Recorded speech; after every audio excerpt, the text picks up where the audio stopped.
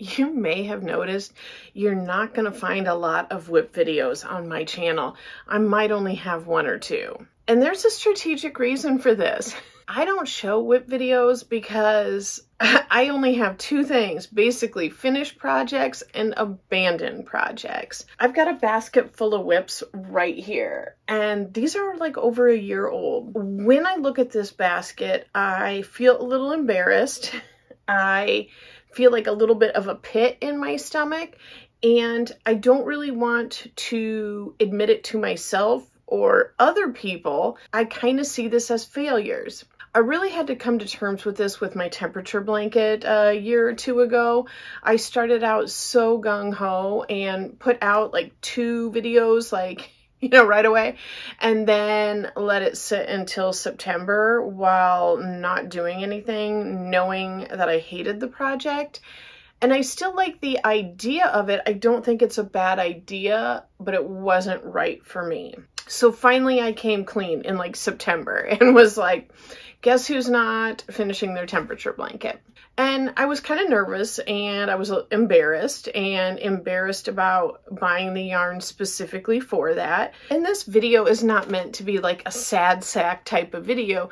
I just kind of realized something. I've been working hard on a lot of different things in my personal life and trying to confront some things head on. And it appears that like things that maybe aren't my biggest strong points in my personal life really carry over into all my activities. So like work, YouTube, crochet, like if it's not a strength, like if it's a spot that needs working on and attention, it's manifesting itself in all parts of my life. What I think I'm doing with this pile of WIPs, and the reason I'm not finishing it, is because I'm avoiding disappointment. So let me know if you're this way.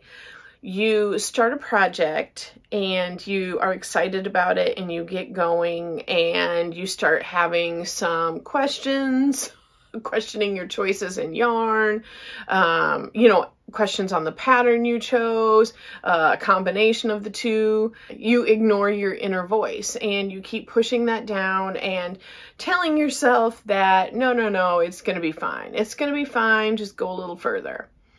And then you keep going, you keep working on your project and keep working. And then you kind of get to what I would call like a point of no return. At that point, you probably should frog it all, but you've done so much and invested that much time into it that you don't want to frog it. So at that point, you're like, I'm finishing this, knowing that it's not going to be what you want it to be. Therein lies my delaying disappointment. Instead of completing the project, then making the choice, do I like this? Do I not? I put it in a bin and it is out of sight, out of mind. If you've been here any amount of time, you'll know I have object impermanence. So if I don't see it, I forget it exists. And then that's why these WIPs sit in here for a year or two, because I'm able just to completely forget about them. But every so often you are confronted by them, and it's something where I know I need to address it. So why would I be disappointed in some of these projects?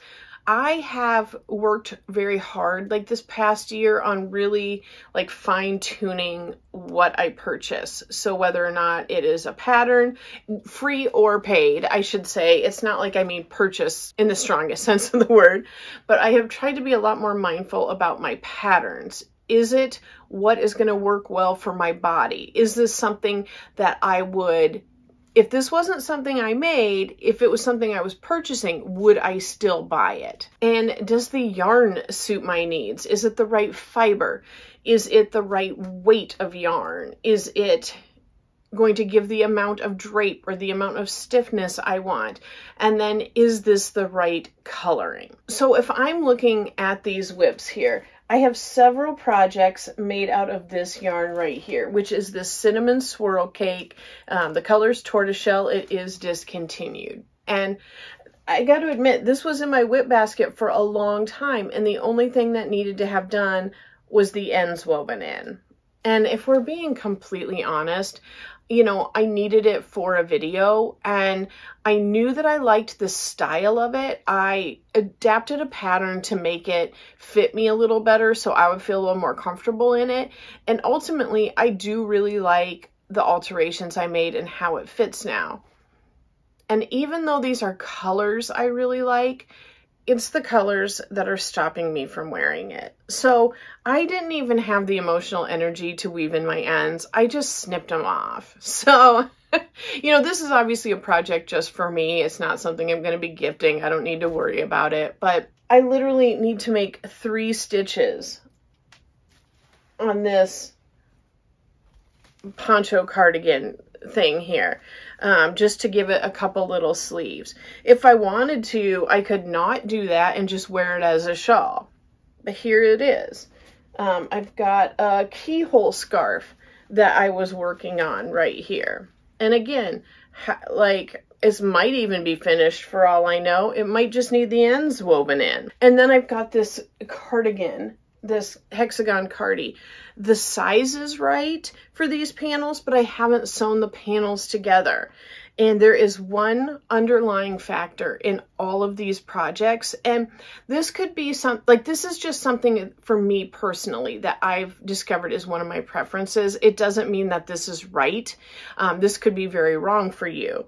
But for me, the underlying factor in every one of these WIPs that I've abandoned is that it's self-striping yarn. And I have come to realize I don't like the look of self-striping yarn. I thought I did. I think that it looks so pretty in a cake, and I think that's why I've been drawn to it in the past and have purchased it, especially in colors that I like.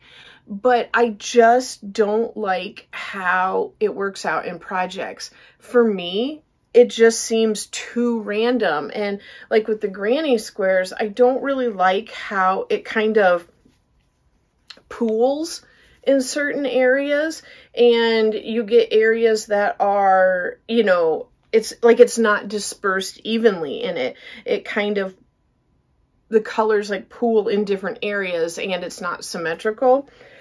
Same way with this cardigan.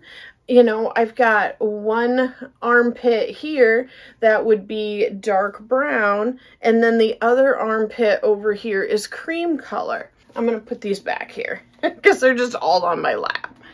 I'll keep this one out because you can kind of see the, you know, the striping effect a little more in here. And it's just, for me personally, I'm not into like an asymmetrical, messy type of, I really like things to be more planned, and yeah, I like those. If I'm gonna have stripes in something, I definitely want it to be symmetrical. I'm not a fan necessarily of things changing, like, you know, of like things like this where I've got this little section and this little section. You know, I'd probably like it better if it was just an actual stripe. I'm in no way saying that this isn't great yarn. I really think it is. It's just as a personal preference for me. I've come to realize that self-striping and the patterns I am choosing for it just don't necessarily go hand in hand. I have done a self-striping blanket, and it was a corner to corner. I can't remember how many cakes I had in it. I thought it turned out gorgeous. I absolutely loved it. But again, it was far more symmetrical in the aspect, like the cakes, when I grabbed them, I made sure that I used like they were all pretty similar. They weren't identical, but they were all pretty similar in the ratio that the color was put in. Like the centers were all pretty similar. It wasn't like I was starting with the darkest color on one and then the next cake it was the lightest color. I was able to, you know, have it all pretty similar.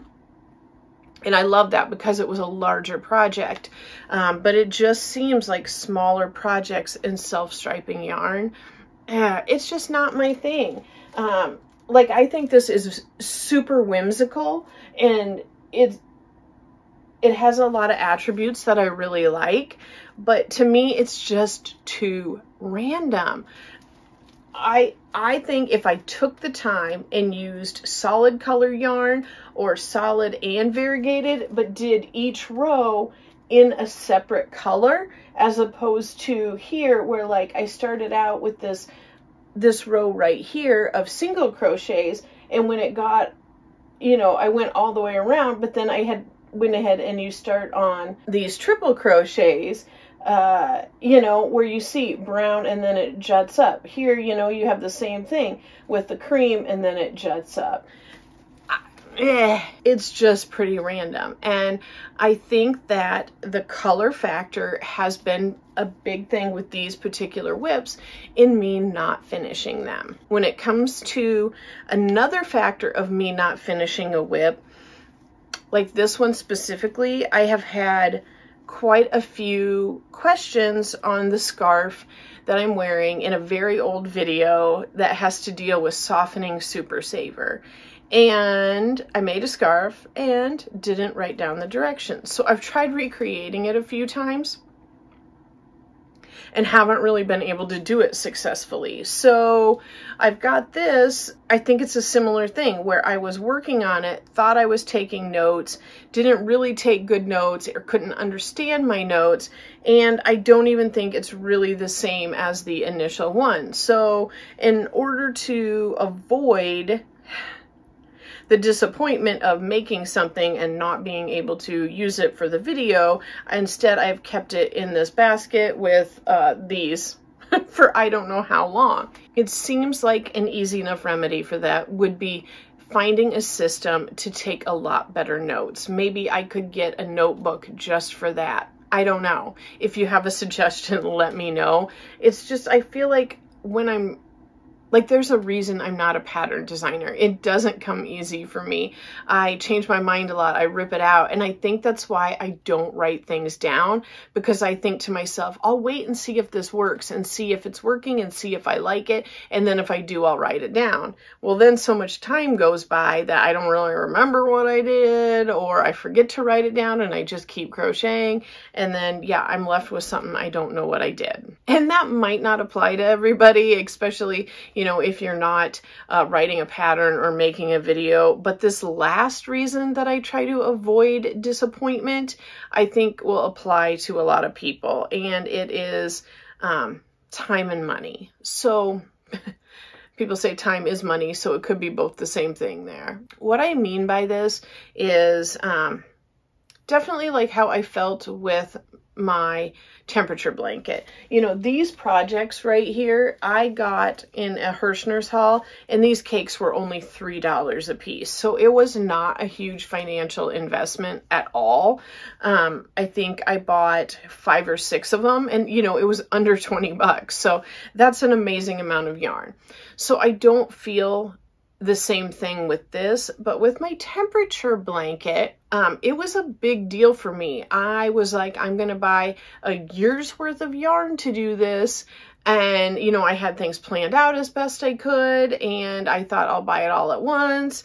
And for me, it was a big haul. It was like around $70, and that's a big deal for me. Thankfully, I had planned it out enough that I was picking colors that I really like. I wasn't doing like a traditional temperature blanket of like the Roy G. Biv colors, because I would have really kicked myself then, because I don't find myself drawn to using those colors a lot. Ultimately, I have been able to use that yarn in a lot of other projects, but it is in a giant bin in my closet because these skeins were like $2 a piece. So you can get a lot of $2 skeins for $70. But I guess the point of that rambling and that example was that I felt like shame or embarrassment regarding the amount of money I had spent on a project that failed. I had committed to doing it, and I had allocated money that I could have put to something else, and it ended up not working. So there's a little bit of like not wanting to admit that to myself and not wanting to address that head on and not have those feelings. And I think a lot of people get this, where based on like different childhood factors or different dynamics you may have had in different relationships in your life, if you have wasted money, if you have wasted your time, things like that were looked very, very negatively on, and you might still feel that lingering and associate that pain you have felt in the past with the WIPs you're looking at. And since I don't want to feel that way, that's where the basket comes in, and I can ignore it and ignore it and ignore it and not have to feel that way if I don't pull this out and finish it and try it on and not like it. I would be so curious if this either makes total sense to you or sounds like utter nonsense. It would be amazing if everybody watching this thought it sounded like utter nonsense and has never felt that way before. That would tell me that you're all very healthy, emotionally healthy. I'm assuming there are people who have felt this way. And I did just kind of want to let you know a little bit about what I have kind of come to terms with why I feel this way and the reason I put off addressing these items.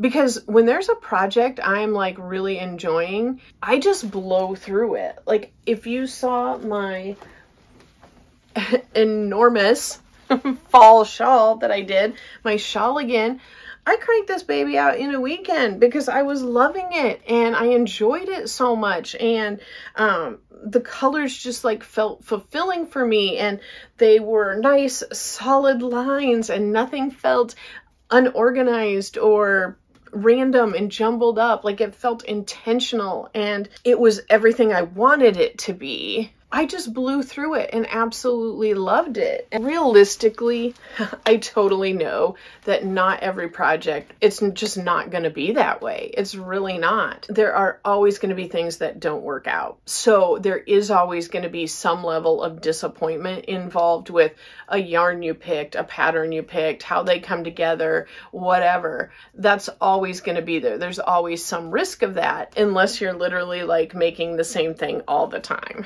I know there are a ton of other videos out there that kind of address the same thing. My friend Kristen over at Kristen Crochets just did a video, and she had talked about a couple things in hers. I think she, you know, people use the term like startitis, and I think she used another term called like shiny and new syndrome or something like that, where you're working on a project and then something new and exciting is over here in the distance and you're like, oh my gosh, shiny object, and you're drawn to it.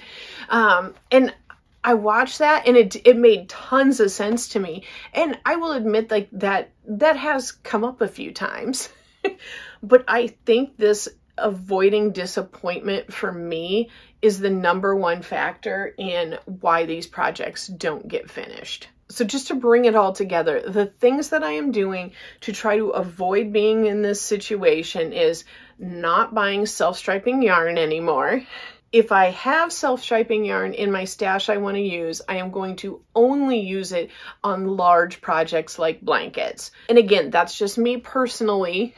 If you love self-striping yarn and you love whimsical random things, knock yourself out. Self-striping yarn is the yarn for you.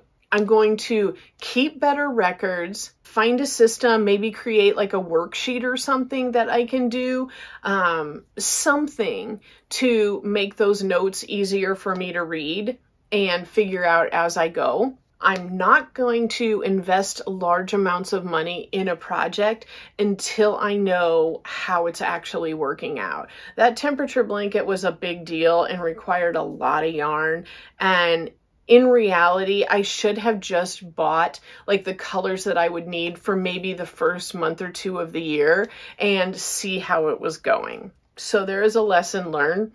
And then the final thing is I'm going to try to be more mindful about the situation and realize that a silly little scarf is not the same thing as something I may have experienced 30 or 40 years ago. And this doesn't carry the same weight as other things in my life. Like, there's no reason for me to have that pressure of something from years and years ago that may have been a way bigger deal. It's not the same as this. And they're two separate events. They're not related. And I don't have to be embarrassed or ashamed or sad or disappointed in myself if a scarf didn't work out how I wanted. That's just, I don't have to be. That is just part of life. And it's actually a pretty insignificant part of life. This might be one of those videos that is a little out there. But again, I am super curious to know if you have felt this way or not. And maybe if you have any tips that you have used to overcome avoiding disappointment and just tackling something head on, I would love to know your tips. If you have lasted this far in the video, I'm going to go ahead and assume that you are just as yarn obsessed as I am, and I would love to invite you to join my channel membership. I'm super excited to get it started. I think it's going to be a great place for those of us who just really can't get enough yarn and yarn talking to get together and really have that community. So I will have a link down in the description box if that is something you are interested. If you click join, it doesn't automatically sign you up. Like if you click join, pop-up comes up and it just shows you like the different details of like what you get for what. So you can click on that and it'll tell you all the information you need. I appreciate you spending time with me and talking about yarn with me, and I will talk to you soon. Bye.